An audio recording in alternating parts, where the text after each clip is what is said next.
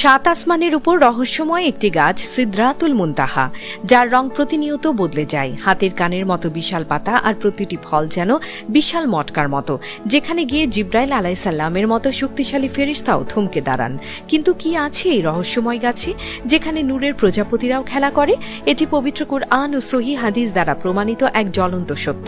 স্বয়ং আল্লাহ তাআলা পবিত্র কুরআনে এই জায়গার কথা উল্লেখ করেছেন সূরা আন-নাজমে। অর্থাৎ জিব্রাইল আলাইসাল্লামকে আরেকবার দেখেছিলেন সিদরাতুল মুনতাহার কাছে। তিনি বলেছেন, নিশ্চয়ই তিনি মুহাম্মদ সাল্লাল্লাহু আলাইহি ওয়াসাল্লাম তাকে অর্থাৎ জিব্রাইল আলাইসাল্লামকে আরেকবার দেখেছিলেন সিদরাতুল মুনতাহার কাছে, যার কাছে অবস্থিত জান্নাতুল মাওয়া। চিন্তা করে দেখুন, এটা এমন এক মাকাম, এমন এক স্টেশন যেখানে পৌঁছানো কোনো সাধারণ সৃষ্টির পক্ষে সম্ভব নয়। আমরা মনে করি জ্ঞানই হয়তো সবচেয়ে বড় শক্তি, কিন্তু সিদরাতুল মুনতাহা আমাদের আঙ্গুল দিয়ে দেখিয়ে দেয় যে জ্ঞানেরও শেষ আছে। ফেরেশতারা যারা নূরের তৈরি, যাদের শক্তি পাহাড় পর্বতকেও গুড়িয়ে দিতে পারে, যারা দিনরাত আল্লাহর ইবাদতে মগ্ন, তাদেরও একটি বর্ডার লাইন বা সীমানা আছে। আল্লাহ তাআলা কোনো সৃষ্টিকে সে বর্ডার ক্রস করার পারমিশন বা অনুমতি দেননি। কিন্তু মহান আল্লাহ তাআলার কুদরত বোঝা বড় দায়।